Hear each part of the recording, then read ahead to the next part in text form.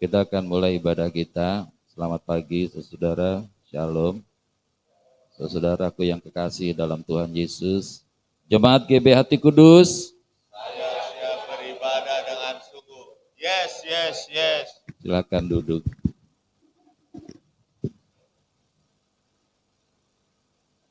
Ibadah Raya Minggu Sehati 25 Februari 2024 Gereja Betel Indonesia Jemaat Hati Kudus.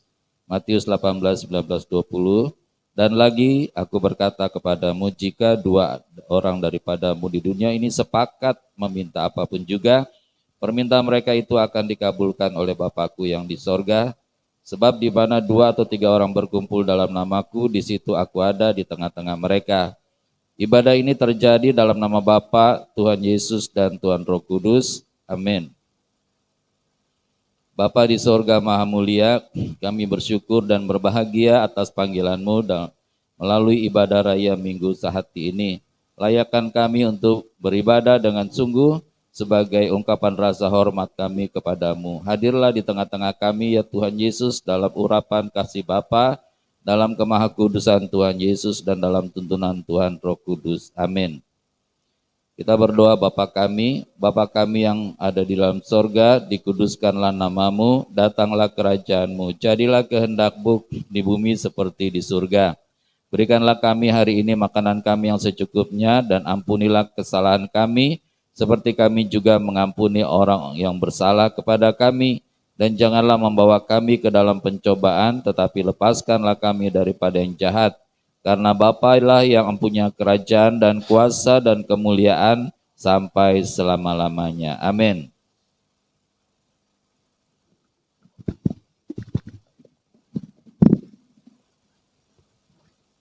Ya, puji nama Tuhan Yesus. Buat hari ini kita mengucap syukur. Shalom semua Bapak Ibu Saudara. Halo. Ya, puji Tuhan. Kita biar bersuka cita dalam ibadah pada saat ini. Mari saya undang untuk kita berdiri, boleh salam satu sama yang lain. Tuhan Yesus baik bagi saya dan kita. Biarlah kita menyerahkan nama Tuhan Yesus, Dia yang Maha Besar, layak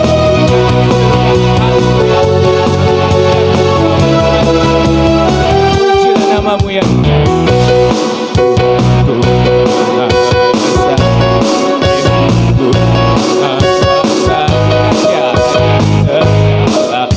Raja. Amin.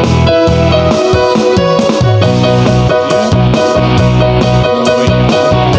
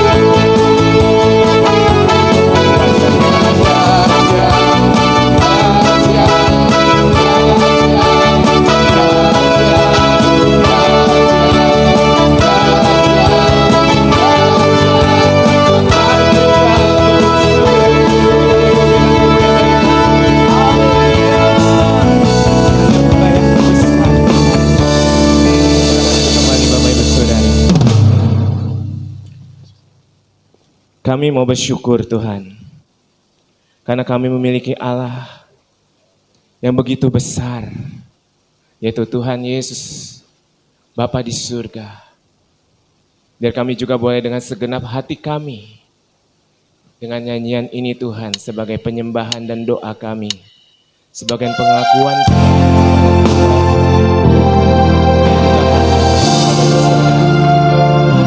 kita percaya bahwa kita punya Allah yang besar, yang sudah berjanji selalu setia dan menjadi pengharapan. Terima kasih Tuhan Yesus. Terima kasih Tuhan.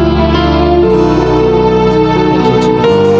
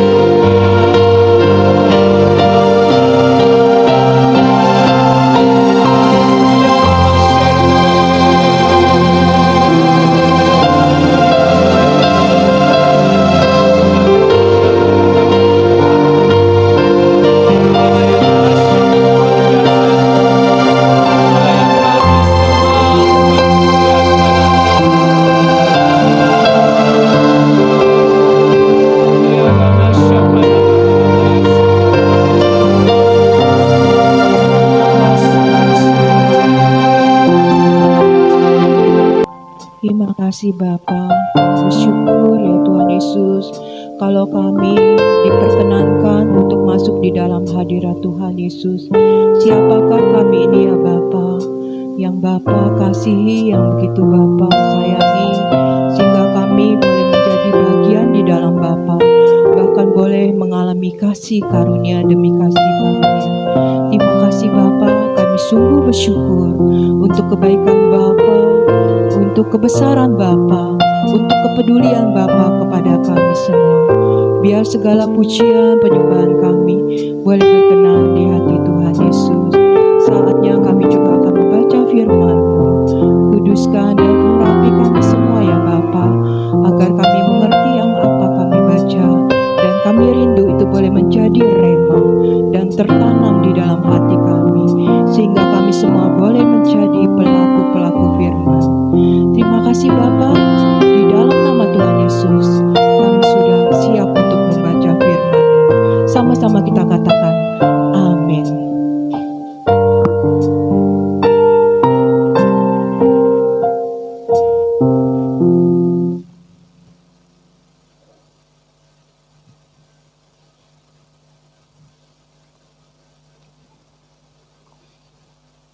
Permulaan penderitaan. Ketika Tuhan Yesus duduk di atas Bukit Zaitun, berhadapan dengan Bait Allah, Petrus, Yakobus, Yohanes, dan Andreas bertanya secara pribadi kepada Tuhan Yesus, "Katakanlah kepada kami, kapan itu akan terjadi, dan apakah tandanya apabila semuanya itu akan sampai kepada kesudahannya?" Maka mulailah Tuhan Yesus berkata kepada mereka, "Waspadalah, supaya jangan ada orang yang menyesatkan kamu. Akan datang banyak orang dengan memakai namaku dan berkata, 'Akulah dia,' dan mereka akan menyesatkan banyak orang. Apakah kamu mendengar deru perang atau kabar-kabar tentang perang? Janganlah gelisah. Semuanya itu harus terjadi, tetapi kesudahan belum tiba. Sebab bangsa akan bangkit melawan bangsa dan kerajaan melawan kerajaan. Akan terjadi gempa bumi di berbagai tempat dan akan ada kelaparan. Semua itu permulaan penderitaan lahirnya zaman baru. Hati-hatilah kamu. Kamu akan diserahkan kepada majelis agama. Kamu akan dipukul di rumah ibadah dan akan dihadapkan kepada penguasa-penguasa dan raja-raja karena aku. Sebagai kesaksian bagi mereka, Injil harus diberitakan dahulu kepada semua bangsa. Apabila mereka menggiring dan menyerahkan kamu, janganlah khawatir akan apa yang harus kamu katakan, tetapi katakanlah apa yang dikaruniakan kepadamu pada saat itu juga. Sebab bukan kamu yang berkata-kata, melainkan Roh Kudus. Seorang saudara akan menyerahkan saudaranya untuk dibunuh. Demikian juga seorang ayah terhadap anaknya.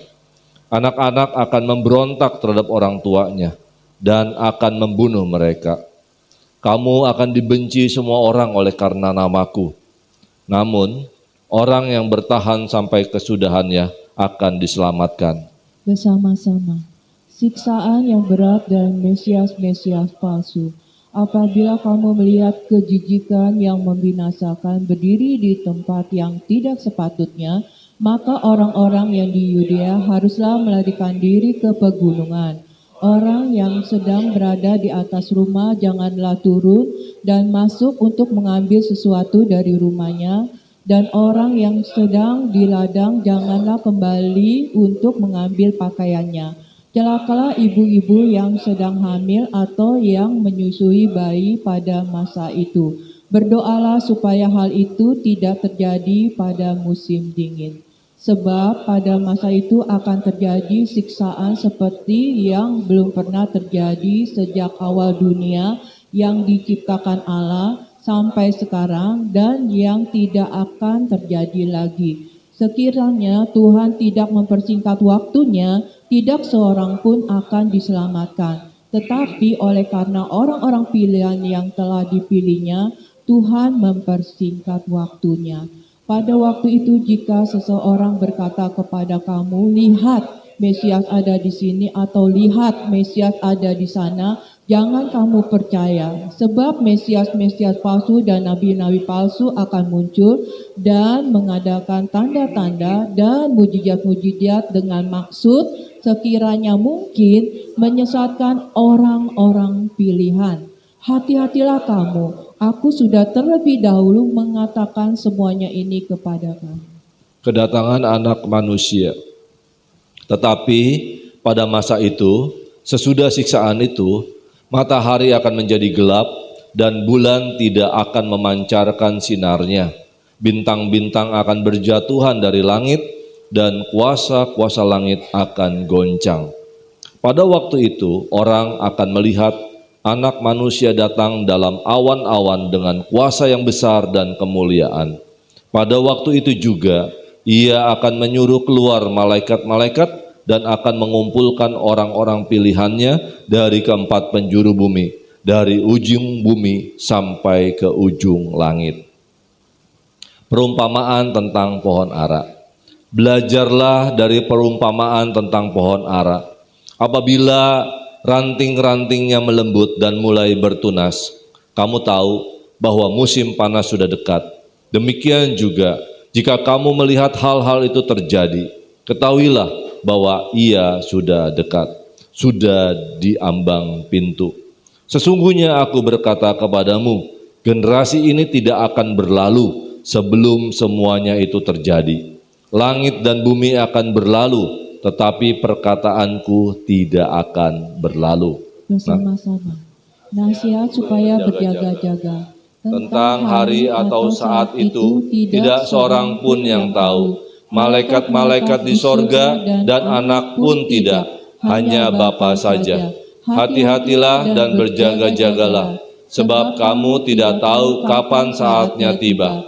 Keadaannya sama seperti seorang yang bepergian, yang meninggalkan rumahnya dan menyerahkan tanggung jawab kepada hamba-hambanya, masing-masing dengan tugasnya, dan memerintahkan penjaga pintu supaya berjaga-jaga. Karena itu berjaga-jagalah, sebab kamu tidak tahu kapan tuan rumah itu pulang, menjelang malam, atau tengah malam, atau larut malam, atau pagi-pagi buta, supaya kalau ia tiba-tiba datang, jangan kamu didapatinya sedang tidur. Apa yang kukatakan kepada kamu, kukatakan kepada semua orang, berjaga-jagalah. Demikianlah firman Tuhan. Shalom. Selamat pagi Bapak Ibu dan Saudara yang dikasihi Tuhan. Senang bisa berjumpa kembali dengan seluruh jemaat GPI Hati Kudus ya. Renovasi gereja ya sudah terlihat walaupun dalam proses ya. Dan kita percaya gereja ini akan semakin bagus ya dan semakin nyaman. Karena dari sisi AC juga sebetulnya kita sudah merasakan ya tidak semua gereja punya kesejukan ruangan yang seperti ini. Jadi AC sudah cukup ya, sedangkan Pak Gembala punya rencana untuk memperbaiki ya kondisi dalam gereja. Ini sudah ada wallpaper yang kelihatannya bagus ya, warnanya serasi ya. Bapak Ibu dan Saudara yang dikasihi Tuhan, ya hari ini saya mau bicara tentang kekristenan ya. Jadi istilah kekristenan sesungguhnya tidak pernah kita jumpai di dalam Alkitab.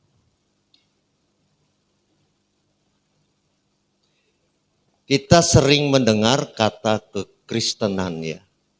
Sebetulnya kekristenan hanya sekedar tata bahasa, ya awalannya ke, akhirannya an, kekristenan. Kalau kita bicara tentang Islam juga orang Islam akan mempertanyakan keislaman seseorang. Ya, jadi itu menjadi bagian yang penting ya. Jadi kalau kita bicara tentang kekristenan, keislaman, kehinduan, kebudaan, ya kepada pemeluk-pemeluknya mereka sedang berbicara. Ya, apakah penganut daripada agama itu sudah on the track, ya, sudah ada di posisi yang pas sesuai dengan ajaran yang ada di dalamnya. Amin. Ya, gereja hanya Alkitab hanya menyebut kata-kata tentang kumpulan orang-orang beriman dan lain sebagainya. Nah, kenapa hari-hari ini menjadi penting ketika kita bicara tentang kekristenan? Karena kekristenan hari ini memang sepertinya sudah bergeser cukup jauh dari kekristenan yang di masa lalu. Dari kekristenan yang ada di dalam Alkitab. Hari ini kekristenan sudah bergeser begitu jauh. Kenapa saya katakan begitu jauh? Ya karena memang kekristenan hari ini ya gereja berlomba-lomba ya untuk menarik jemaat sebanyak-banyaknya. Jadi kalau gerejanya makin besar, mereka mendapat kemegahan di sana. Dan banyak orang-orang Kristen yang suka juga untuk memilih gereja atas dasar kemegahan itu. Ya kalau saudara perhatikan ada gereja besar yang ibadahnya kalau kita hari Minggu 1 kali. Ya mereka bisa 60 kali. Ya Tiberias ya contoh. GBI Rem ya kalau di apartemen Robinson saja 5 kali di satu tempat. Lah tempatnya bisa ada 20. Ya, kurang lebih 60 kali lebih. Jadi sudah ada banyak gereja yang mereka memang bertumbuh di sana, ya, bertumbuh di sana. Dan gereja-gereja itu memang membuat pendetanya atau gembala sidangnya ya jadi populer, ya jadi terkenal. Kalau kita bicara almarhum Gembala Sidang GBI Mawar Saron, Yakob Nahoe, hari ini peninggalannya begitu megah, begitu besar. Apakah kekristenan hari ini harus seperti itu? Karena ketika kita lihat ke belakang, ya, Paulus mengatakan, hidup bagiku adalah Kristus. Sehingga kematian itu merupakan satu perjalanan yang pasti. Sehingga dia mengatakan bahwa kematian adalah ujung keberuntungan ketika dia hidup di dalam kekristenan yang sejati. Yaitu dalam Kristus. Ya, jadi ini bicara tentang kualitas, ya, bicara tentang karakter. Ya, kalau kita hidup di dalam Kristus tidak mungkin karakter kita seperti setan. Itu tidak mungkin. Karena kita hidup di sana. Jadi karakter kita juga karakternya Kristus. Dan menurut saya Paulus membayar harga yang sangat mahal. Untuk kepercayaan yang original, yang genuine ini. Dia pertahankan sampai dia mati. Sedemikian rupa dia tidak tertarik dengan perkara-perkara dunia. Dia fokus dan dia sangat tertarik. Hanya kepada pribadi yang namanya Yesus. Sehingga statement ini kalau saudara pelan-pelan renungkan baik-baik, ya saya pikir ini adalah totalitas daripada seorang Kristen sejati. Ya, hidup bagiku adalah Kristus. Ada yang menarik di sekitar kita, tidak bisa dipungkiri. Ya, kita suka uang. Kita juga punya keluarga dan kita mencintai keluarga. Tapi kalau di dalam konteks pilihan, antara keluarga dengan Tuhan, uang dengan Tuhan, kemudian kita bisa tuh dalam diri kita. Kalau kita adalah orang Kristen yang sejati. Ya, itu menjadi nothing. Uang menjadi tidak ada artinya. Uang hanya sebagai sarana tetapi bukan untuk dimiliki. Ya, yang harus dimiliki pribadi itu. Amin. Ya, Paulus membayar harganya dengan sangat mahal. Dan itu disebutnya sebagai martir. Dia mati bagi Tuhan. Untuk mempertahankan satu keyakinan yang tidak bergeser sedikit pun. Dari satu kebenaran yang Tuhan ingin kita hidup di dalamnya. Dia mati terbunuh dan dipenggal kepalanya. Dia bayar harga yang sangat mahal. Hari ini kita jarang mendengar ujian kekristenan terhadap siapapun dalam bentuk yang seperti itu. Dia ada di dalam kondisi, bisa dia hidup, tapi dia memilih mati bagi Kristus. Dan kematiannya bukan hanya sekedar diancam, Tapi dia tahu bahwa akan ada penderitaan yang menyertai kematiannya yang sangat mengerikan. Saudara bayangkan, saudara masih bisa mendengar, saudara masih bisa melihat, dan orang di depan saudara berkata, sangkal Yesus atau kamu, aku penggal kepalamu. Waduh, itu baru Bapak Ibu. Kalau kita dengan mantap berani berkata, lebih baik aku mati buat Yesus. Nah, itu ujian iman. Dan saya pikir itulah kesejatian kekristenan. Ada harga yang dibayar, ada sesuatu yang kita korbankan, ada satu fokus yang tidak tergoyahkan di sana. Hanya memandang Tuhan saja. Saudara, pernyataan ini adalah pernyataan yang sangat general. Banyak hamba-hamba Tuhan katakan pandang saja Yesus. Tapi kalau kita praktekkan, ini bukan persoalan yang mudah.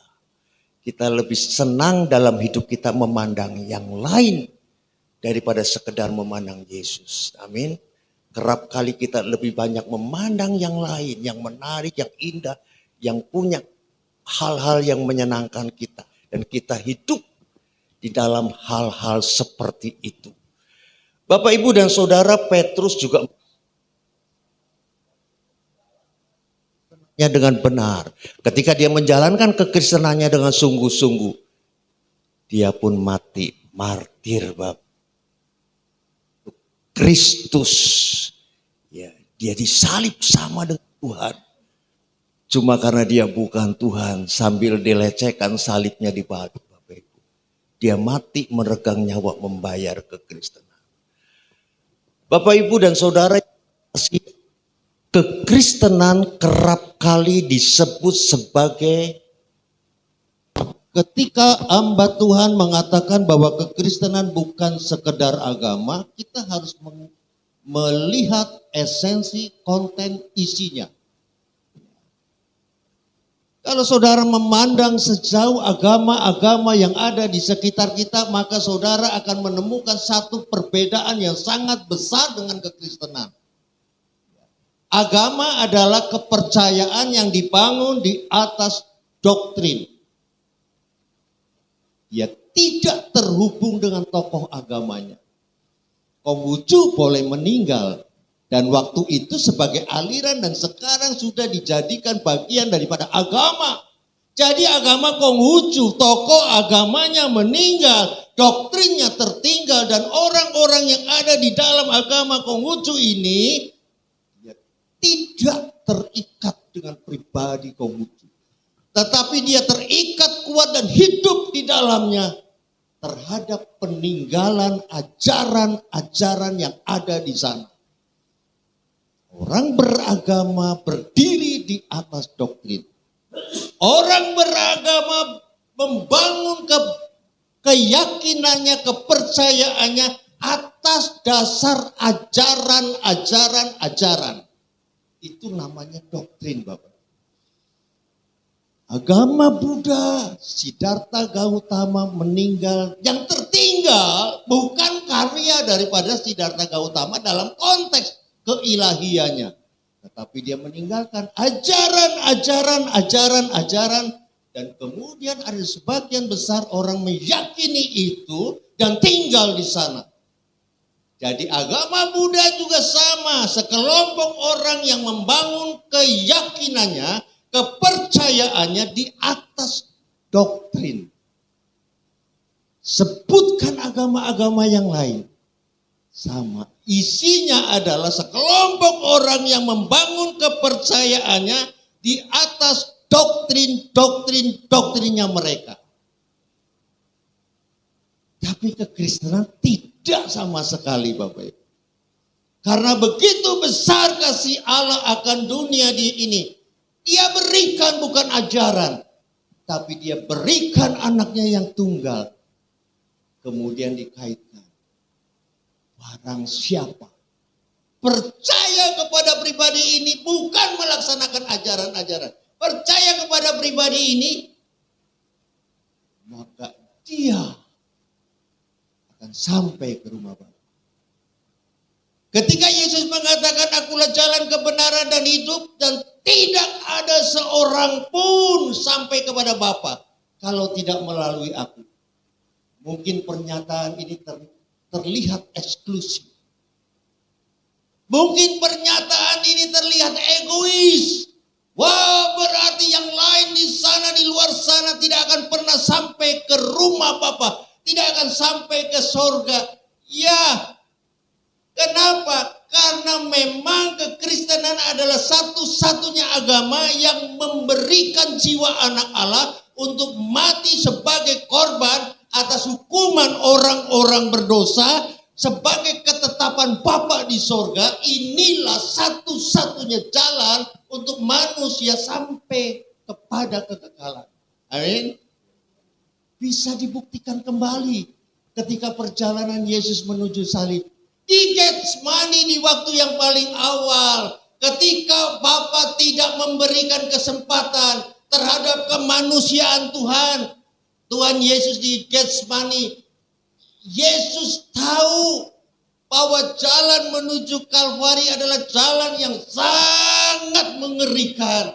Sehingga dia bilang, Bapa, bisa enggak ya kalau cawan murkamu ini yang aku segera akan jalani, oleh karena engkau memerintahkan aku untuk ada di sana, bisakah dilalukan daripadaku? Jawaban di Taman Getsemani dengan sangat jelas Bapa katakan tidak bisa. Jadi dengan kata lain di waktu yang paling awal pun sudah ditetapkan oleh Tuhan bahwa inilah satu-satunya jalan di mana manusia bisa pergi setelah engkau mati ke tempat yang dirindukan oleh semua manusia. Karena di dalam hati manusia apapun agamanya, ternyata di dalamnya gak seperti anjing, gak seperti kucing, gak seperti macan. Mereka tidak punya yang namanya jiwa, yang namanya kekekalan. Jadi Tuhan taruh satu kekekalan di dalam diri kita. Dan sehingga manusia di dalam ketidakpahamannya terhadap kedalaman agamanya masing-masing. Tapi mereka percayanya sama. Percayanya sama. Bahwa kalau aku mati, tidak habis. Tapi ada kehidupan yang tidak pernah bisa dimatikan. Yaitu yang ada di dalam kita. Yang di luar ini fix pasti akan menjadi usang. Tidak ada seorang pun yang di tempat ini yang bisa bertahan tetap muda. Akan menjadi tua, menjadi lemah, daya tahan tubuhnya hilang, sakit penyakit datang, dan tiba sisa tahun yang tinggal sedikit kita sangat sadar. Umurku sudah cukup. Penantian akan kematian. Dan di balik kematian itu semua orang tahu persis bahwa yang namanya jiwa dan roh itu tidak akan pernah musnah. Jiwa dan roh kita akan pergi ke satu tempat kalau sewaktu kita hidup kita ada di atas dasar tadi. Satu pribadi yang mempesona, yang telah mengerjakan jalan untuk menuju surga. Di luar dasar itu saudara akan binasa. Sekalipun saudara sangat baik. Karena itu adalah ketetapan Tuhan. Mari kita lihat dulu ayatnya. 1 Korintus pasal 3 ayat 11. Saudara ingat-ingat ayat ini menjadi dasar yang penting. Untuk saudara menjalani kekristenan secara benar. Saudara harus berdiri di atas dasar ini. Ketika saudara berjalan di luar dasar ini. Sesungguhnya di mata Tuhan. Engkau adalah orang-orang yang tidak dikenal oleh Tuhan. Sekalipun engkau orang Kristen. Engkau tidak dikenal oleh Tuhan. Karena tidak ada seorang pun yang dapat meletakkan dasar lain. Yang pada dasar yang telah diletakkan. Yaitu Yesus Kristus. Tidak ada seorang pun sekalipun itu Konghucu, sekalipun itu Muhammad, sekalipun itu Siddhartha Gautama yang bisa meletakkan dasar untuk kita menuju kekekalan selain Yesus Kristus. Jadi sangat jelas Bapak Ibu, kekristenan tidak kompromi terhadap hal-hal yang di luar dasar ini. Semuanya harus dibangun di atas dasar Kristus. Saudara boleh punya pelayanan yang besar. Saudara boleh punya aktivitas gerejawi yang mengagumkan banyak orang. Tetapi tanpa terhubung dengan Kristus, saudara mati. Saudara akan berbantah-bantahan dengan Tuhan. Tuhan bilang, aku tidak kenal engkau. Lalu orang ini berkata, bagaimana mungkin Tuhan tidak kenal aku? Aku ada di gereja. Dan aku bukan jemaat. Aku ini pendeta. Saudara, kesaksian bukan satu pegangan. Tapi ada ratusan, ribuan orang yang near death, mendekati kematian. Tapi belum dalam bentuk kematian. Dan orang ini mengalami spiritual. Dan betul-betul orang ini bukan satu, bukan dua, bukan 10. Tapi orang ini sekarang sudah ratusan. Dan orang ini melihat di neraka. Orang-orang Kristen ada di sana. Bahkan dengan semangatnya orang yang melihat neraka itu, saudara percaya atau tidak percaya itu tidak penting. Tetapi yang penting adalah satu fakta, satu realita. Makin banyak orang yang mengalami near death, mendekati kematian. Dan kemudian rohnya dibawa Tuhan dan diperlihatkan. Kalau diperlihatkan sorga dan saudara melihat, iya ada banyak orang Kristen di sorga ya. Tentunya ini tidak mengejutkan. Tapi bagaimana banyak orang ada dibawa ke dalam neraka dan dilihatnya ada pendeta-pendeta juga di sana. Jadi kekristenan itu bukan persoalan saudara punya sedikit uang, membeli liontin salib, saudara cantelkan di kalungmu, kemudian orang melihat dan mengatakan dia orang Kristen. Wah, saya pikir terlalu murahan. Kalau kekristenan hanya diukur dari liontin yang harganya tidak seberapa. Kekristenan bukan diukur daripada sekedar ada seseorang dan saudara lihat bahwa dia membawa kitab suci dan dari covernya saja saudara tahu, oh dia ini Alkitab. Dan saudara berkata, oh dia orang Kristen. Hah?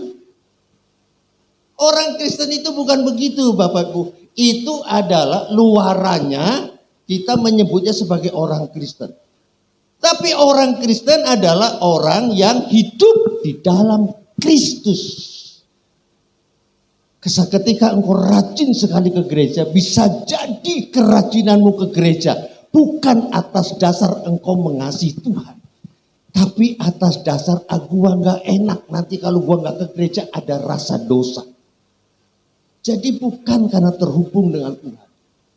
Saudara pendeta ketika khotbah di depan Bapak Ibu, itu juga belum tentu dibangun oleh karena dia mengasihi Tuhan. Kenapa? Karena khotbah di depan ini, aku ini sendirian. Dan kalian ini banyak. Dan orang-orang melihat aku. Bukankah ini satu hal yang keren? Bisa jadi sesuatu yang keren yang kita suka kita kerjakan belum tentu itu oleh karena kita terhubung dengan Tuhan. Amin. Jadi Bapak Ibu dan Saudara yang dikasihi Tuhan, ayat ini mengatakan tidak ada seorang pun yang dapat meletakkan dasar lain daripada dasar yang telah diletakkan oleh Yesus Kristus. Yesus lahir. Ketika Yesus lahir, saudara terkagum-kagum karena dia lahir dari seorang perawan. Bagaimana mungkin ada satu manusia dari miliaran manusia yang ada pada hari ini yang bisa dilahirkan dari seorang ibu yang masih perawan? Tidak mungkin. Dan Yesus lahir dari benih seorang wanita yang masih perawan. Tidak ada sperma di sana. Tidak ada sel telur di sana. Tapi wujudnya sama dengan kita. Dan saudara mulai merasakan satu kebanggaan. Ini Tuhan yang jadi manusia. Kalau Tuhan di dalam agama adalah Tuhan yang tersembunyi, yang tidak begitu jelas. Tapi Tuhan kita menjadi sama dengan kita. Tapi kelahiran dirayakan dengan begitu megahnya. Tapi itu bukan kekristenan, Bapak Ibu. Natal bukan kekristenan. Bukan. Kekristenan puncaknya adalah di dalam kebangkitan. Akulah kebangkitan dan hidup. Yesus tidak pernah mengatakan kelahiranku begini, membuat kamu diselamatkan. Tapi kebangkitan itulah yang menjadi inti daripada perjalanan mengerjakan satu karya yang sebelum Yesus mati, Yesus sudah katakan, tetelestai, sudah selesai. Sudah sempurna. Dan karya ini sampai kapanpun tidak berkurang kesempurnaannya dalam menyelamatkan manusia. Yang saudara butuhkan hanya diminta satu oleh Tuhan. Engkau harus punya iman terhadap Yesus. Jadi yang saya maksud adalah bukan percaya bahwa Yesus adalah Tuhan dan Juru Selamat. Bukan itu. Tetapi saudara harus melanjutkan iman saudara bahwa saudara percaya Yesus yang adalah Tuhan dan Juru Selamat. Dia punya kapasitas, dia punya kebisaan, dia punya kemampuan untuk menyelamatkan manusia dan saudara tidak ragu sedikit pun. Dia satu-satunya. Sedemikian kuatnya pesan ini sampai-sampai mungkin kalau kita di luar Kristen, kita langsung never give up. Kita langsung give up, menyerah. Karena statement ini adalah statement yang merupakan kunci dan harga mati. Mari kita lihat Kisah Para Rasul pasal 4 ayat 12. Saya pikir semua agama menjadi tumbang ketika ada ayat di dalam Kisah Para Rasul pasal 4 ayat 12. Karena semua agama itu ada di bawah kolong langit. Dan ayat ini menjelaskan agama itu hanya sekedar membawa kamu mati, membawa kamu kepada kebinasaan. Dan keselamatan tidak ada di dalam siapapun, itu satu pribadi. Juga selain di dalam Yesus. Sebab di bawah kolong langit ini tidak ada nama lain yang diberikan kepada manusia yang olehnya kita dapat diselamatkan. Di bawah kolong langit ini. Kebaikan agama tidak ada kaitannya dengan keselamatan. Tetapi pribadi ini yang sudah mengerjakan keselamatan itu sehingga tidak ada satu bagian pun di dalam tubuhnya yang bebas dari luka. Dia disiksa dan didera, dicambuk di tubuhnya. Mahkota duri ada di kepalanya, dipikulnya salibnya, dia melangkah menuju Kalvari. Ada tidak yang mengerjakan ini dalam konteks doktrin? Tidak ada. Makanya doktrin ini tidak pernah bisa membawa kita kemana-mana Bapak Ibu. Dan hari ini saya mau katakan ada banyak gereja lebih senang doktrin daripada bercerita tentang Yesus. Mereka lebih senang doktrin. Saudara buka YouTube, tidak ada pribadi ini diagung-agungkan. Yang ada adalah pendeta A khotbah, sekali selamat tetap selamat. Pendeta B mengomentari, puluhan ayat dikeluarkan untuk menunjang bahwa aku tidak sepaham dengan pendeta itu. Bahwa sekali selamat tetap selamat, dia kumpulkan ayat-ayat penunjang. Dan terjadi adu doktrin. Dan di tahap itu saya mau bilang sama Bapak itu bukan kekristenan Bapak Ibu. Itu bukan kekristenan. Itu adalah kesenangan daging untuk menunjukkan kepada banyak orang, you salah, gua benar. Wah, ayat-ayat yang kamu pegang, oke, saya juga punya kumpulan ayat yang lain dan saya akan tunjukkan ayat itu. Kekristenan bukan begitu. Kekristenan adalah totalitas kita kepada pribadi ini. Tidak ada yang lebih penting. Tidak ada yang lebih berharga. Tidak ada yang bisa melebihi dia dalam konteks pikiran perasaan kita. Dan kita terikat kuat di sana. Rasanya kalau kekristenan dijalankan dengan cara begitu Bapak Ibu. Yang namanya sukacita, damai sejahtera itu otomatis pasti akan ada. Tuhan tidak pernah menjanjikan engkau akan dilepaskan dari masalah-masalah beratmu.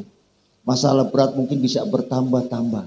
Tapi ketika engkau ada di dalam Kristus, bukan di dalam kekristenan. Engkau ada di dalam Kristus, maka kekuatanmu pun bertambah-tambah. Kekuatanmu bertambah-tambah. Banyak orang yang tidak peduli dengan pribadi ini karena kesombongan manusia merasa saya belum perlu Tuhan, nanti kalau saya sudah jatuh kemudian tidak bisa bangun lagi di titik nadir itu aku baru berseru Tuhan. Ketika perjalanan menuju ke titik yang paling rendah rasanya kita masih sombong Bapak Ibu. Kita sepertinya tidak membutuhkan Tuhan. Tuhan hanya sebatas yang ada di mulut kita. Oleh karenanya Yesaya 500 tahun sebelum Yesus datang, dia melihat ada banyak orang ya, yang memuliakan Tuhan dengan bibirnya, tapi hatinya jauh daripada Tuhan. Lalu kalau hatinya jauh daripada Tuhan dan jumlahnya adalah banyak kata Yesaya. Kemudian diulang lagi oleh Yesus, zaman Yesus. Jadi sudah berapa ratus tahun yang lalu statement ini dikeluarkan sebagai fakta.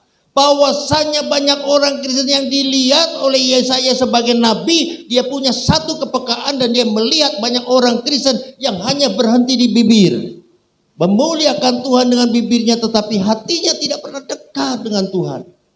Dan saya mau tanya, ketika orang Kristen ini mati dan diketemukan oleh Tuhan bahwa kekristenannya di bibir tapi tidak sampai di hati, kira-kira apakah saudara masih punya percaya diri bahwa saya tetap masuk surga?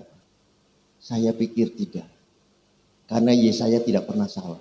Ketika dia berkata itu berarti ini persoalan yang kritikal bagi Yesaya. Sehingga Yesaya perlu berkata bahwa banyak orang Kristen yang kebanyakan berhenti di bibir memuliakan Tuhan dengan bibirnya tapi hatinya tidak terhubung dengan pribadi ini.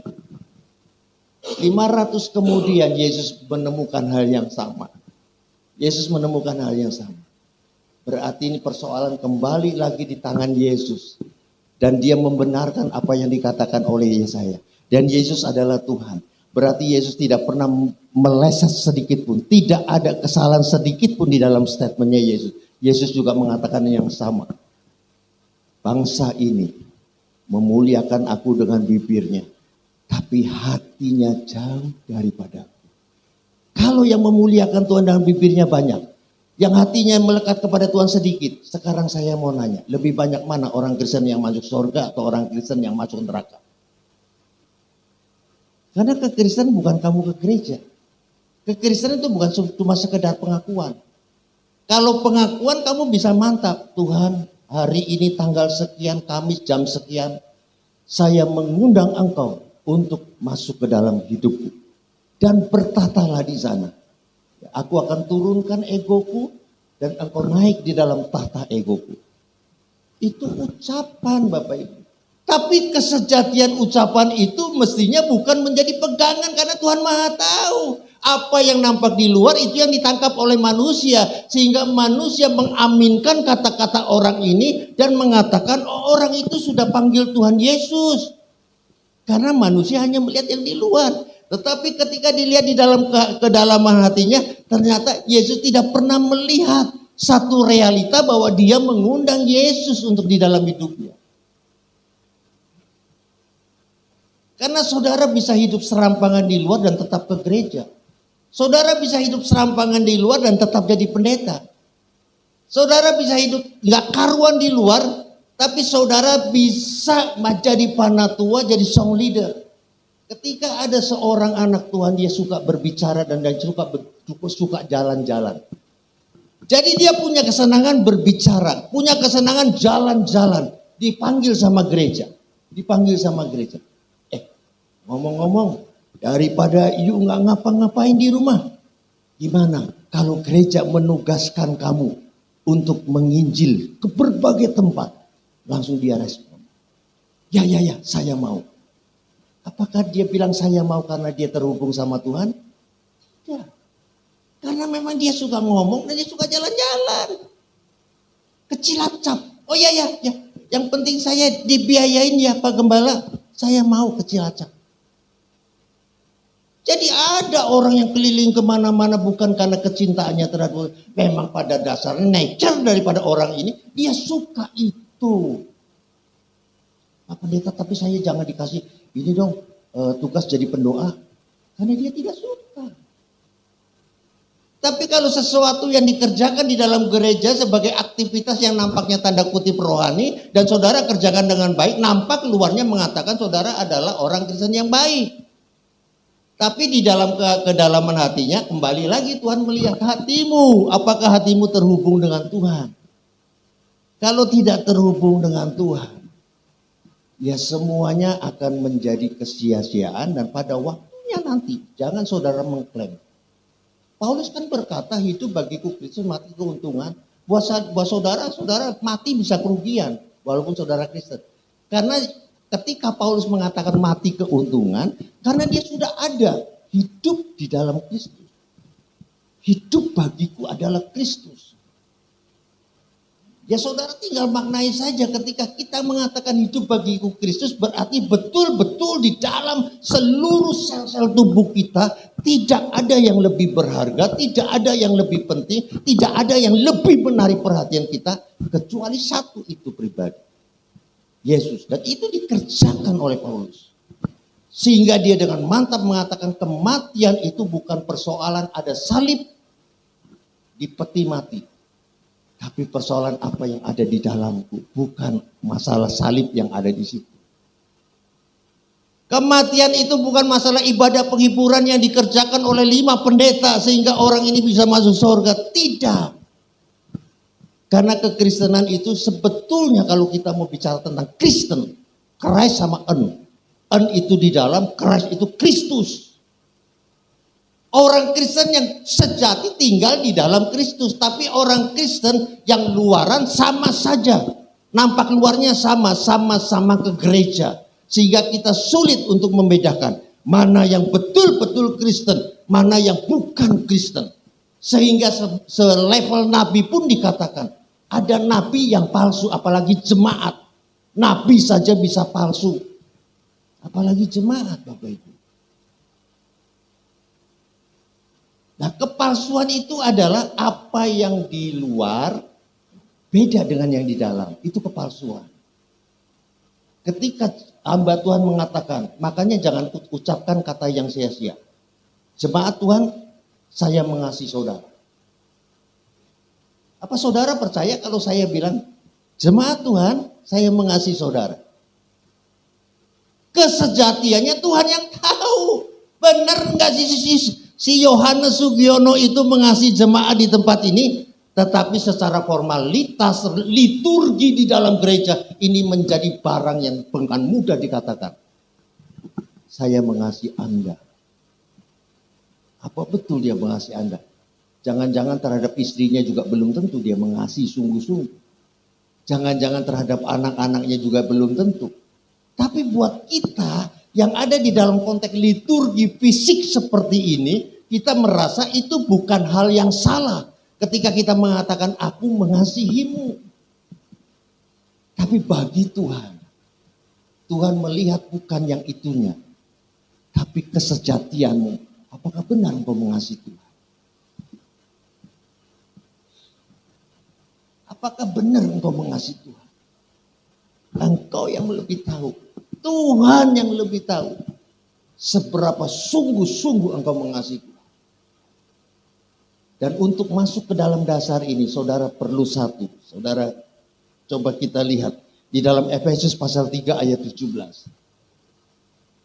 Dan ini menjadi bagian yang sangat kritikal. Kalau saudara punya ini, ya, saudara bisa hidup di sana. Tapi kalau saudara tidak punya ini, saudara tidak bisa hidup di sana. Efesus pasal 3 ayat 17.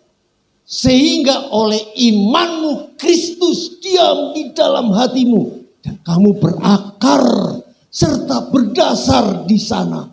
Kamu bisa bertumbuh Kenapa banyak orang Kristen tidak bertumbuh? Karena sesungguhnya dia tidak pernah punya iman untuk diam di dalam Kristus. Sehingga Kristus diam di dalam dia dan kita menyatu dan kita berakar dan bertumbuh di sana.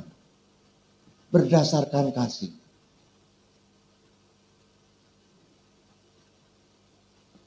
Saudara, iman itu bukan percaya bahwa Yesus Tuhan. Kalau cuma sekedar percaya Yesus Tuhan, mah saudara mah kagak ada seujung kukunya. Dibandingkan setan iblis. Dia percaya Yesus Tuhan dan dia gemetar, saudara nggak gemetar.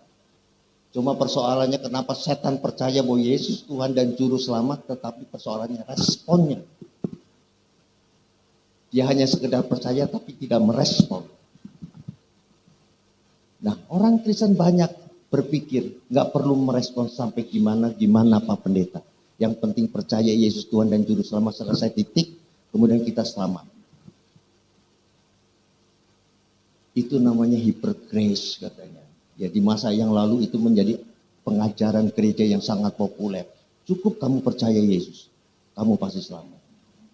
Kebenaran ini 100% mutlak benar. Cukup percaya Yesus, kamu selamat. Benar. Yang salah adalah ternyata engkau tidak ada di dalam percaya yang benar. Sehingga engkau bisa binasa bukan karena ketetapan ini salah, ketetapan ini benar. Nah, kalau kamu mau hidup di dalam Kristus, percayamu harus seperti Paulus.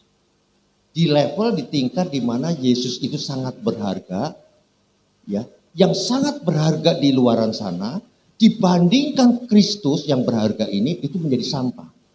Nah, di level itu, saudara masuk ke dalam dasar yang Yesus letakkan.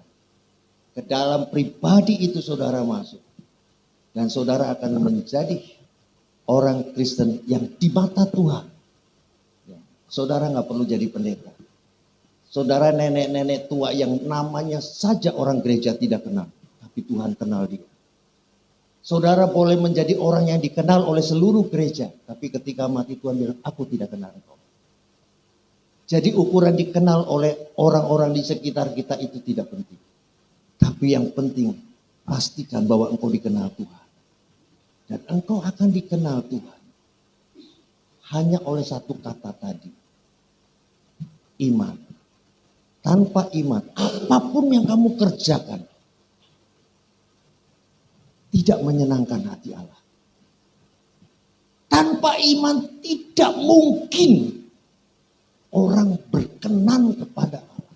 Orang bisa bernyanyi tanpa iman. Orang bisa berkhotbah tanpa iman. Orang bisa jadi gembala tanpa iman. Bisa Bapak Ibu. Loh kok bisa Pak? Mari saya tunjukkan. Lukas 18 ayat 8. Yesus sendiri yang ngomong. Banyak orang Kristen yang di gereja tapi nggak punya iman. Lukas 18 ayat yang ke-8.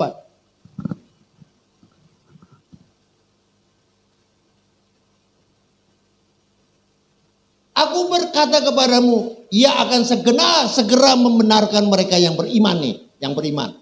Akan tetapi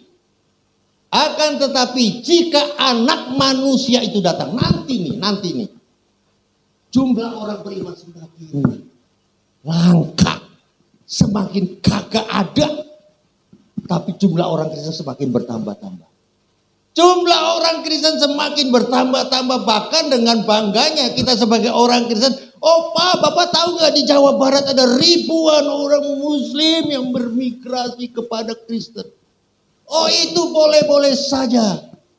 Selama dia tidak beriman, iblis bilang, so masuk sebanyak-banyaknya sana jadi orang Kristen. Masuk sebanyak-banyaknya. Karena Yesus sendiri bilang jika Anak Manusia itu datang, apakah dia salah? Apakah dia ngawur? Apakah Yesus bisa salah? Adakah ia mendapati iman di bumi? Sangat simpel, sederhana. Hanya dengan iman kamu diselamatkan. Persoalannya adalah banyak orang yang gak punya itu. Nah kalau orang gak punya itu, ya ketetapan ini menjadi tidak berlaku bagi saudara. Sehingga tidak heran ketika ada ratusan bahkan ribuan orang near death mendekati kematian dan itu dia melihat di sana dan bukan cuma orang-orang yang hidupnya tidak baik di mata manusia yang ada di sana, ternyata rohaniwan, jemaat-jemaat Tuhan, pemuji-pemuji Tuhan, song leader, singer, ya bahkan pendeta ada di sana. Saudara abaikan saja ini. Karena ini bukan kebenaran. Boleh saja saudara abaikan. Tapi kenapa ada begitu banyak puluhan, ratusan, bahkan ribuan orang yang melihat katanya orang Kristen ada di neraka. Kalau satu dua saudara bisa abaikan. Sekalipun ada pembahasan yang mendalam bahwa ini tidak alkitabiah dan segala macam, itu persoalan yang lain. Tapi persoalan utamanya adalah fakta.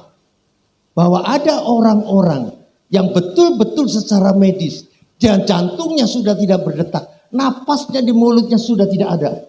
Jadi betul-betul dia sudah dikatakan dia mati. Rohnya pergi. Dan orangnya tambah banyak, semakin hari tambah banyak. Bukankah kalau kita sebagai orang Kristen, kita harus menangkap satu kata, di dunia ini tidak ada yang kebetulan. Bagi kita orang percaya di dunia tidak ada yang kebetulan. Ribuan orang dibawa ke sana. Oh kebetulan Pak Pendeta, kebetulan saja. Itu mah halusinasi. Bisa saja itu halusinasi.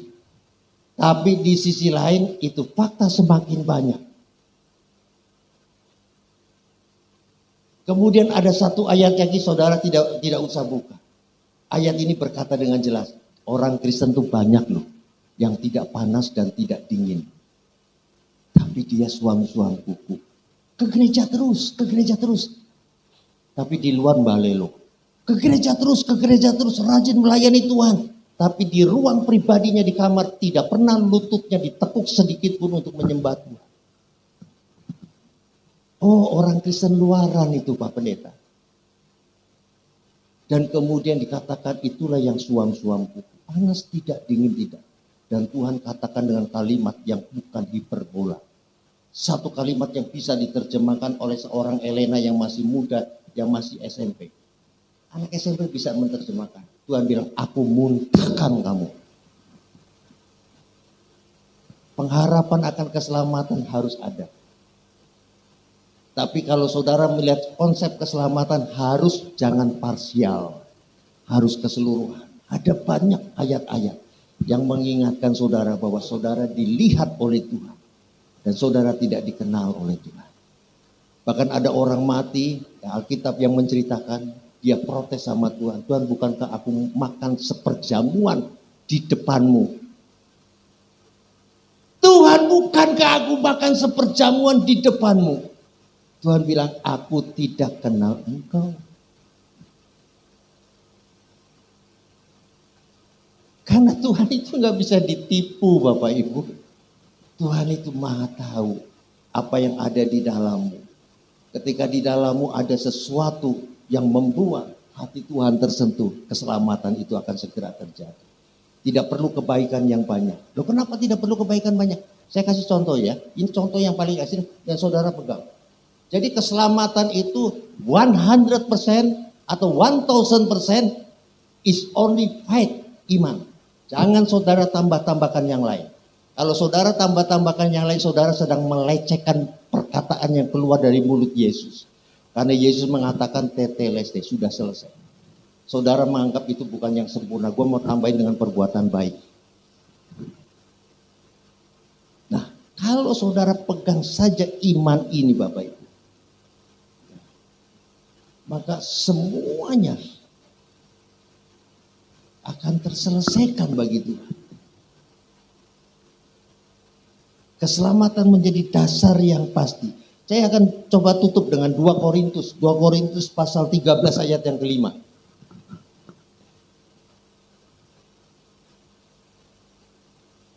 Ayat ini sudah jarang dimunculkan yang mengenai suam-suam kuku. Dan iblis ketika melihat orang Kristen hari ini Bapak Ibu, saya mau kasih tahu. Saudara pikir iblis hari ini sedang bekerja keras? Tidak. Iblis nggak bekerja keras kalau saudara menjadi Kristen begini. Nggak kerja keras dia. Tapi iblis akan menjadi kerja keras ketika saudara pulang ke rumah. saudara buka pintu, saudara matikan lampu, saudara langsung berlutut. Sambil berlutut saudara tidak bisa menahan air mata saudara. Saudara netes, saudara nangis di depan Tuhan. Itu iblis gemetar. Enggak perlu jadi pendeta. Selama hatimu seperti itu, saudara terhubung dengan Tuhan. Kapan terakhir engkau menangis buat Tuhan? Kapan terakhir engkau datang kepada Tuhan dengan hati yang hancur, betul-betul hancur? Jangan-jangan itu adalah 20 tahun yang lalu dan tidak pernah terjadi lagi. Dan orang mengatakan itu adalah cinta mula-mula. Di situ engkau ditemukan. Dalam keadaan mati, engkau masuk surga. Kenapa tadi saya katakan kebaikan tidak menyumbangkan sedikit pun tentang engkau masuk surga? Penjahat di sebelah kanan. Itu penjahat kelas kakap, Bapak Ibu. Kalau kelas teri tidak boleh dihukum di kayu salib, kelas kakap. Sedikit saja terlihat iman di sana. Yesus berkata dengan sangat mantap, 1 hari lagi kamu mati, kamu ada di Firdaus. Tidak. 1 minggu lagi kamu mati, kamu di Firdaus. Tidak. Yesus katakan hari ini juga, saat ini juga engkau mati, engkau masuk surga karena ditemukan adanya iman di sana. Mari kita tutup ya. Ini ayat bagus Bapak Ibu ya. Saudara boleh merasa iman, tapi iman bukan perasaan. Iman adalah sesuatu yang nyata. Ya, iman adalah bukan satu pengakuan. Ya, semua orang bisa mengaku, tapi iman harus disertai dengan tindakan. Dan iman bukan hanya disertai dengan tindakan, tapi iman harus diuji. Kemurnian daripada imanmu, baru di sana muncul iman yang menyelamatkan. Dan inilah ayatnya. Tilik saudara, jangan tilik tetangga saudara. Tilik hatimu, tilik imanmu. Gak usah peduli sama orang lain. Ujilah dirimu sendiri. Apakah kamu tetap tegak dalam iman?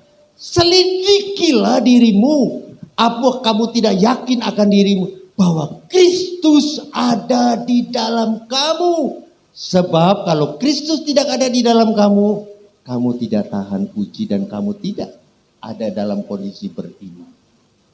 Ujilah dirimu, selidikilah dirimu, apakah ada iman di sana? Kalau ada iman, Alkitab katakan Yesus ada di dalam dirimu. Kalau Yesus tidak ada di dalam dirimu, engkau mau ribuan kali ke gereja, kebinasaan yang ada di ujung perjalanan hidup.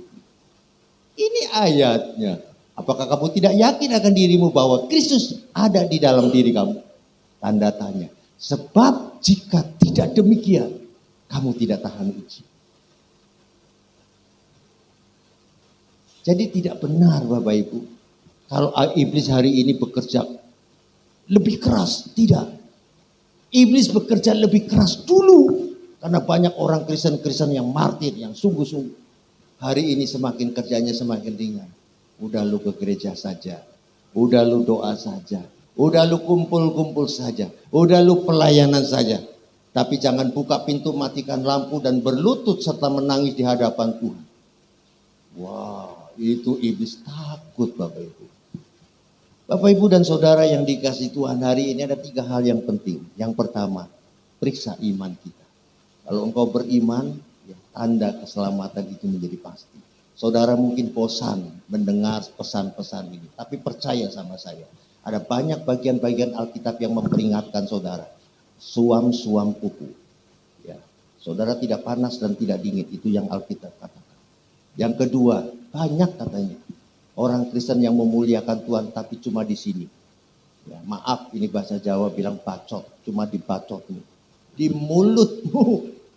Tapi hatinya Tuhan nggak melihat engkau punya kerinduan untuk mendekat kepada Tuhan. Dan yang ketiga Bapak Ibu, kekristenan ya, itu membawa jiwa bukan untuk mengisi kursi-kursi gereja. Membawa jiwa untuk mengisi hati Tuhan. Mengisi hatinya Tuhan. Jadi kalau KKR gereja punya kepentingan untuk jiwa-jiwa tambah banyak di gereja. Tapi buat Yesus kepentingannya adalah menambah jiwa-jiwa untuk mengisi hati Tuhan. Kalau saudara ada dalam kondisi ini, ya saya percaya kapanpun ya kematian itu datang, menjadi bagian yang saudara nanti-nantikan. Karena di balik semua itu adalah satu keuntungan. Tuhan memberkati Bapak Ibu dan saudara yang dikasih Tuhan. Mari kita bangkit berdiri. Mari kita bangkit berdiri Bapak Ibu dan saudara yang dikasih Tuhan. Bapa di dalam surga, terima kasih untuk firman siang hari ini. Hamba menyerahkan seluruh jemaat ke dalam tangan Tuhan. Biarlah Tuhan apa yang hamba sudah sampaikan atas perkenanan Allah boleh mengingatkan setiap kami anak-anak Tuhan untuk masuk di dalam kesejatian sebagai orang Kristen. Bukan sekedar ke gereja, bukan sekedar melayani, tapi terhubung dengan Tuhan. Dan kami sungguh-sungguh bekerja bukan melakukan pekerjaan Tuhan, tetapi kami bekerja untuk satu pribadi yang kami muliakan, satu pribadi yang mempesona, satu pribadi yang telah menggantikan kami dari hukuman dosa-dosa kami. Terima kasih Tuhan, terima kasih. Di dalam nama Tuhan Yesus Kristus hamba berdoa dan hamba mengucap syukur. Haleluya. Amin. Saya ingin melengkapi firman yang ditabur ini saudara dari Lukas pasal 13 ayat 23 dan 24. Dan ada seorang yang berkata kepada Tuhan Yesus, Tuhan, sedikit sajakah orang yang diselamatkan? Jawab Tuhan Yesus kepada orang-orang di situ, berjuanglah untuk masuk melalui pintu yang sesak itu, sebab aku berkata kepadamu, banyak orang akan berusaha untuk masuk tetapi tidak akan dapat. Ternyata kuncinya kita harus berjuang, saudara. Kekristenan bukan sekedar cuma percaya tetapi harus berjuang. Terus saya percaya saudara pergi ke gereja ini juga perjuangan loh. Betul ya? Karena sebagian ada yang sibuk dengan dirinya sendiri. Untuk membaca Alkitab bukan tidak penting, penting sekali. Itu juga perjuangan saudara. Itu sebabnya gereja juga mengingatkan saudara setiap hari baca Alkitab. Karena itu penting untuk dasar daripada perjuangan kita. Ya, untuk saudara bisa hidup di dalam Tuhan Yesus lebih-lebih lagi, perjuangan yang luar biasa. Ya, tapi kita mengucap syukur karena ada Roh Kudus yang Tuhan kirim buat kita, amin, sehingga kita dimampukan untuk bisa mengerjakannya. Sekali lagi saudara, selamat berjuang masuk ke dalam kerajaan surga. Walaupun Tuhan sudah kasih 100% jaminan masuk surga, tetapi butuh respon yang diperjuangkan sungguh-sungguh. Terpujilah Tuhan Yesus, jangan jadi orang yang bebal, tetapi orang yang bijak. Di gereja pun saudara mesti berjuang untuk beribadah sungguh-sungguh. Sebab sebagian ada yang ngantuk, sebagian ada yang sibuk, ada yang pikirannya di luar. Saudara kalau tidak berjuang juga sia-sia. Mari kita bersama-sama sehati beribadah dengan sungguh, berjuang untuk bisa berkenan di hadapan Tuhan Yesus. Haleluya. Amin. Kita baca firman Tuhan dari 2 Korintus 9 ayat 6 sampai 9. Demikian firman Tuhan. Memberi dengan sukacita membawa berkat. Camkanlah ini. Orang yang menabur sedikit akan menuai sedikit juga. Dan orang yang menabur banyak akan menuai banyak juga. Hendaklah masing-masing memberikan menurut kerelaan hatinya. Janganlah dengan sedih hati atau karena paksaan, sebab Bapa mengasihi orang yang memberikan dengan sukacita.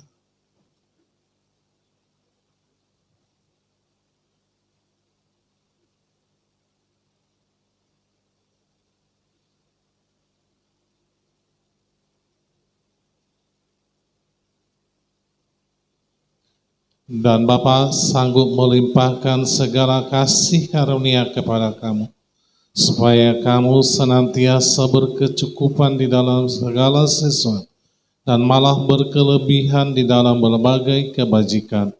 Seperti ada tertulis, Ia membagi-bagikan, Ia memberikan kepada orang miskin, kebenaran tetap untuk selamanya. Kita akan baca ayat persembahan. Percayalah kepada Tuhan Yesus dengan segenap hatimu, dan janganlah bersandar pada pengertianmu sendiri. Akuilah Tuhan Yesus dalam segala lakumu, maka Tuhan Yesus akan meluruskan jalanmu. Janganlah engkau menganggap dirimu sendiri bijak, takutlah akan Tuhan Yesus dan jauhilah kejahatan. Itulah yang akan menyembuhkan tubuhmu dan menyegarkan tulang-tulangmu. Muliakanlah Tuhan Yesus dengan hartamu dan dengan hasil pertama dari segala penghasilanmu, maka lumbung-lumbungmu akan diisi penuh sampai melimpah-limpah, dan bejana pemerahanmu akan meluap dengan air buah anggur. Kita berdoa. Bapa di surga teramat baik, merupakan suatu kebahagiaan karena kami diberi kesempatan mengembalikan sebagian milik kami yang pastinya berasal daripada Tuhan Yesus. Kami bawa juga perpuluhan kami karena kami mau taat pada firman Tuhan Yesus. Kiranya persembahan kami ini menjadi benih iman yang berakar, bertumbuh, dan berbuah. Di dalam nama Tuhan Yesus pemberi. Amin.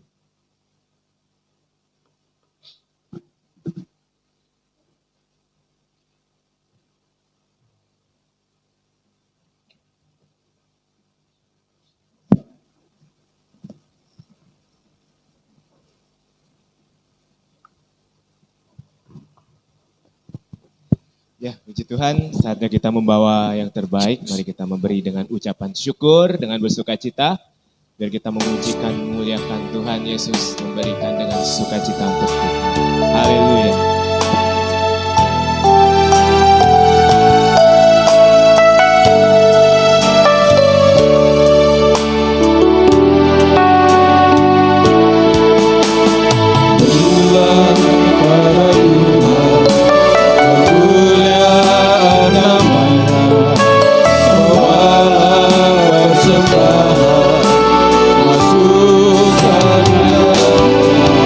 Sujud menyembah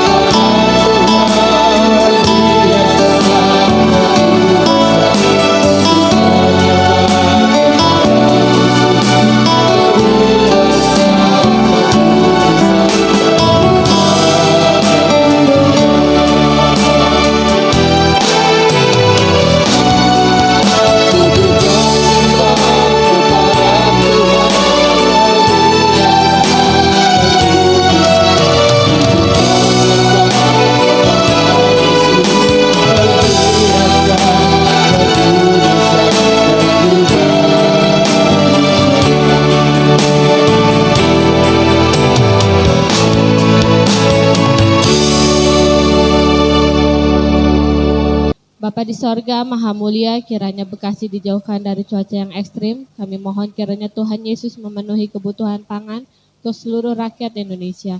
Kami mohon kiranya Tuhan Roh Kudus senantiasa menyertai perjalanan bangsa Indonesia. Jauhkan Indonesia dari konflik kepentingan dan dari tidak keadilan penguasa. Jauhkan Indonesia dari kerusuhan, jadikan bangsa Indonesia kuat, penuh hikmat dan cerdas. Besar dan ajaiblah karya-Mu Bapa, ada dan benarlah jalan-Mu. Tuhan Yesus Raja segala bangsa, Tuhan Yesus Maha Kuasa, mulialah nama Tuhan Yesus. Kiranya Indonesia sujud menyembah hanya kepada Tuhan Yesus. Bapa Maha Kudus, layak disembah, layak dipuji dan dimuliakan. Bapa Pencipta semesta, kami kuat karena kami ada di dalam Tuhan Yesus. Kami selalu dalam perlindungan Tuhan Yesus. Kiranya roh kami semakin kuat dibangun di atas firman Tuhan Yesus. Dalam nama Tuhan Yesus kami matikan keinginan daging. Kami hancurkan kuasa dan tipu daya iblis. Kami berdoa kiranya terjadi kebangunan rohani di seluruh wilayah Indonesia. Dan jutaan orang terima keselamatan di dalam nama Tuhan Yesus. Kiranya amanat agung Tuhan Yesus dapat segera dituntaskan di seluruh dunia menjelang kedatangan Tuhan Yesus yang kedua. Kiranya kami saling mengaku dosa dan saling mendoakan supaya kami sembuh. Hanya nama Tuhan Yesus saja yang selalu ditinggikan. Bapa besar anugerah Bapa bagi kami anak-anaknya.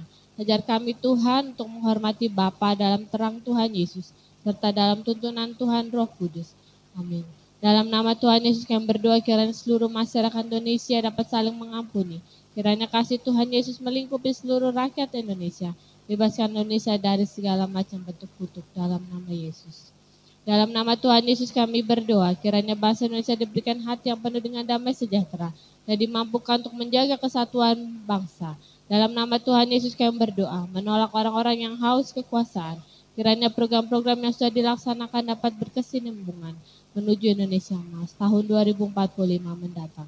Yang percaya Indonesia selalu dalam tuntunan Tuhan Roh Kudus.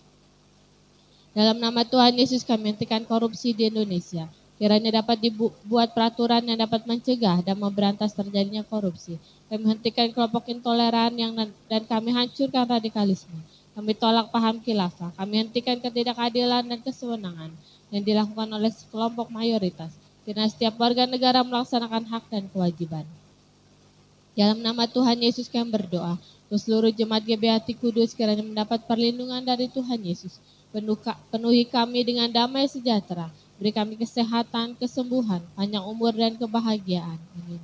Yang berdoa dan beriman bahwa seluruh jemaat GBHT Kudus setia membaca firman Tuhan Yesus dan hidup dalam firman.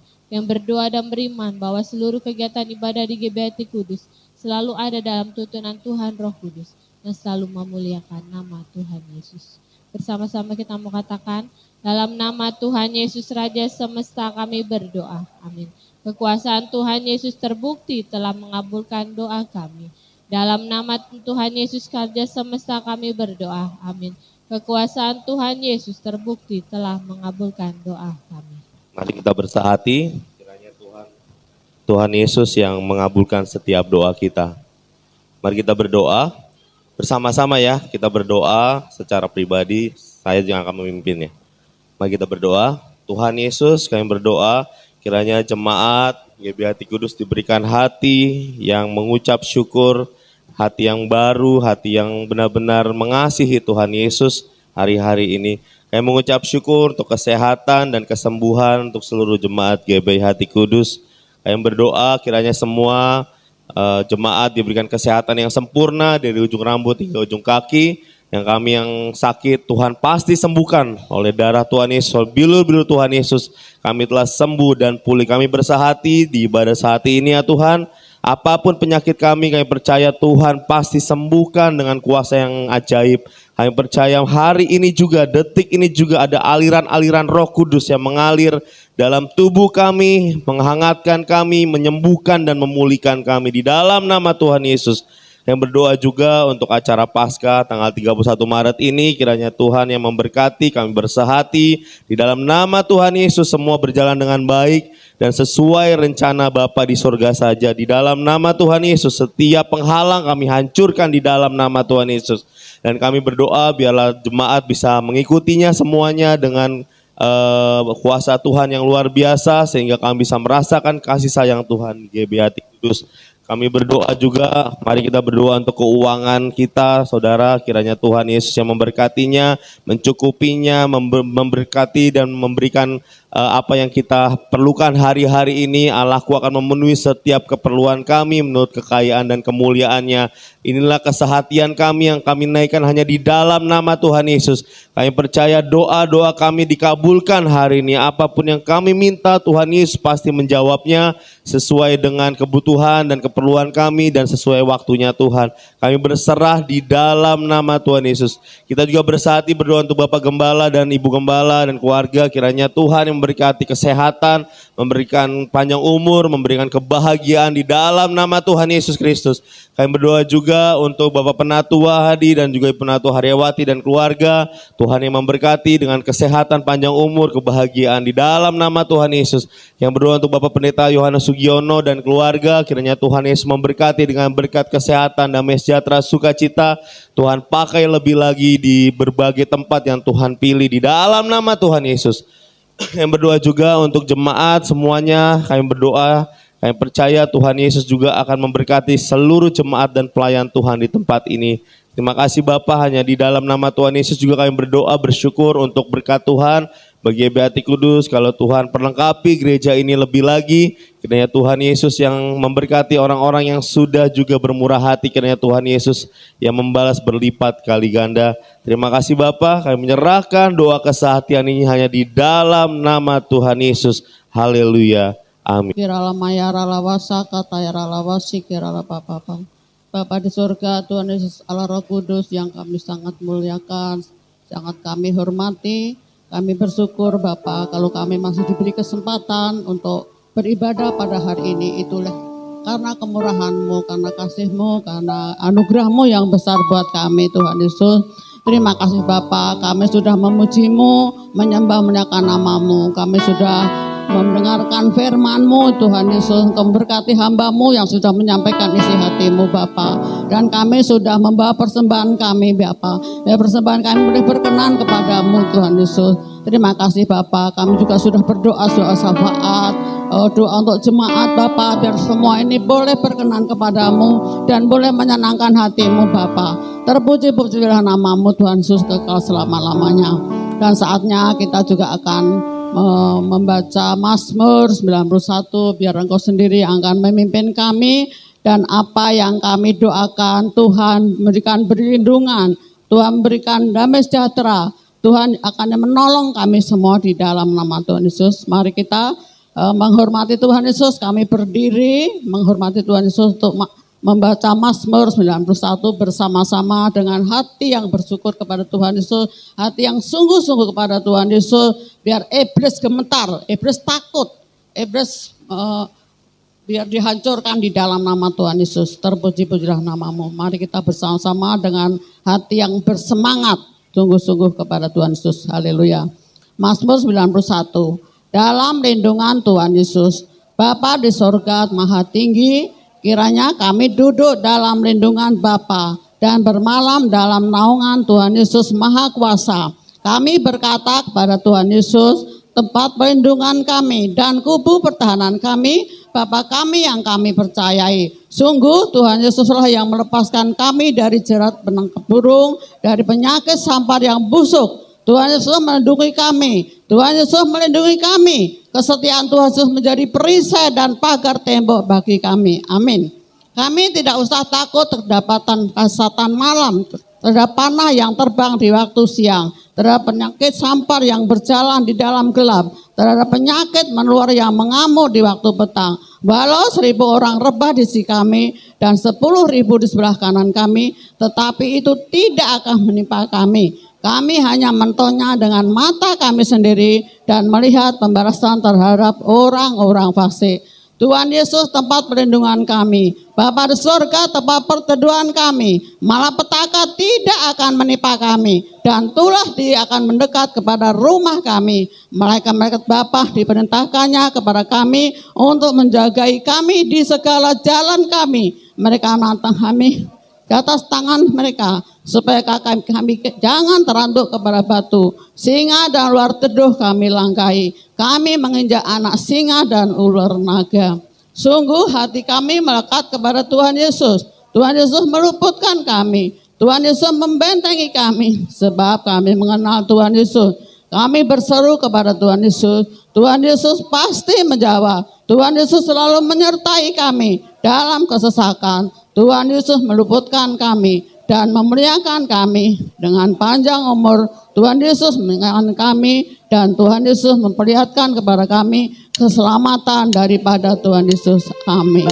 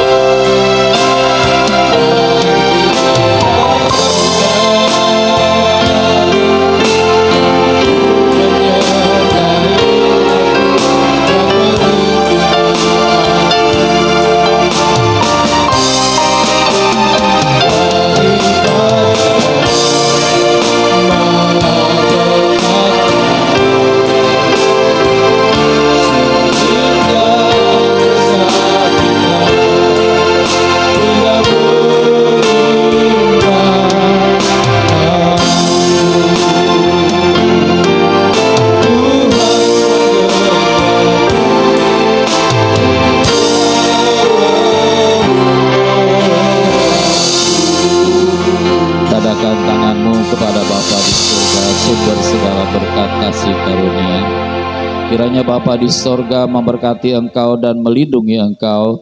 Kiranya Bapa di sorga menyinari engkau dengan wajahnya dan memberi kau kasih karunia.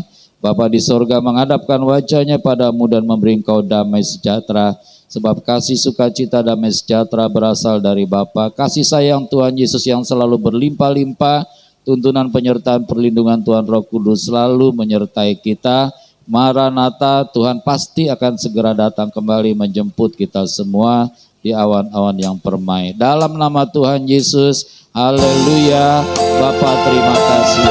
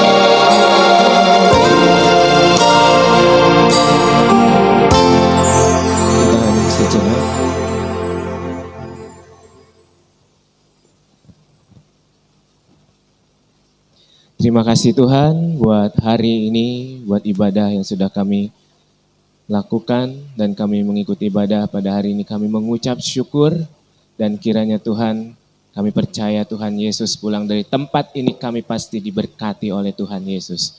Terima kasih Tuhan Yesus, kami mengucap syukur. Haleluya. Amin.